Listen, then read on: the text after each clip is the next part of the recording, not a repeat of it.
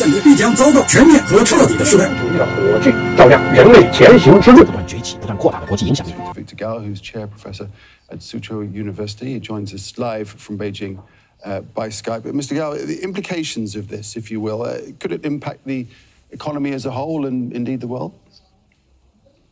Well, thank you very much for having me. Happy New Year. Evergrande is the largest property developer in China and possibly in the world, and its debt in total is also mind-boggling. So its restructuring or reorganization or liquidation eventually will be painful for itself, for its shareholders, for all the stakeholders of Evergrande, because it not only has borrowing from banks, but also huge kinds of liabilities to its suppliers, and also many people who bought the apartments from Evergrande have prepaid for their apartments, and their legal status is also very much in the limbo. So this will be a time-consuming, very painful process in China.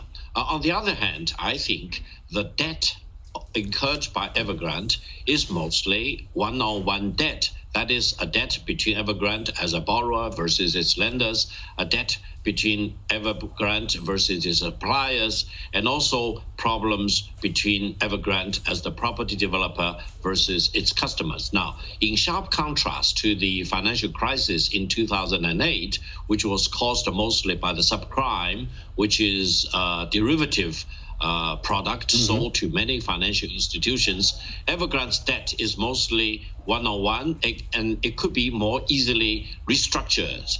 But even if it can be restructured, what does that mean for the ordinary person? I mean, many people have put life savings into Evergrande, haven't they, in China?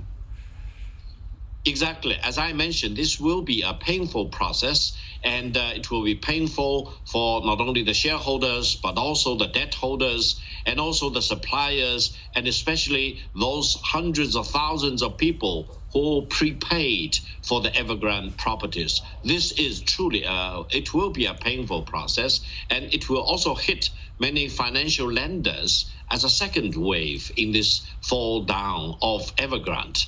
However, allow me to emphasize the debt, as I mentioned, is mostly one-on-one, meaning it is not blown out of proportion as a huge derivative bomb, which was the trigger for the international financial crisis in 2008. Therefore, the fallout, whatever it is for Evergrande, will be more contained in China. It will not blow out into the financial sector as well as into the consumer market as a whole, because it is not a hugely leveraged derivative product as it was the case in 2008. There has been a fog of uncertainty, hasn't there, over Evergrande's debt crisis? Has that been to an extent played up by the Chinese government? Is it intentional?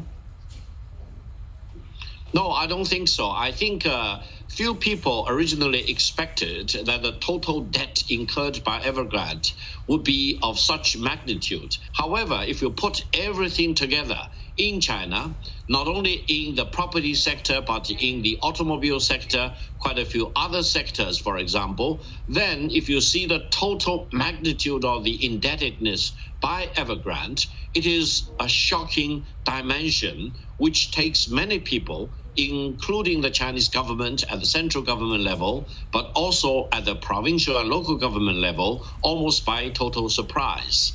Therefore, no one wants to underestimate the magnitude of the indebtedness of Evergrande. Okay. However, we also need to be very objective in terms of understanding what exactly is the nature of this fallout by Evergrande and how to deal with its consequences and implications.